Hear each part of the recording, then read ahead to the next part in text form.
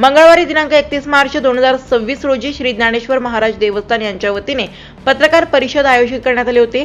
28 मार्च रोजी दिंडी समाज व संस्थांचे प्रतिनिधी वारकरी यांची पंढरपूर येथे बैठक झाली।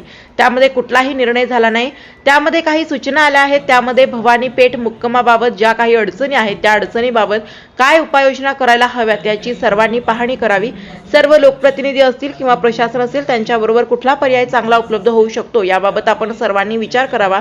याबाबतचा निर्णय 13 एप्रिल रोजी जाहीर करावा असे सुचवण्यात आले। मात्र समाज माध्यमातून भवानी पेठ येथील मुक्काम हलवला जात आहे। पालखी पुण्यामध्ये फक्त एकच दिवस मुक्कामासाठी असणार आहे अशा प्रकारे गैरसमज होत असल्याने या पत्रकार परिषदेचे आयोजन करण्यात आले होते।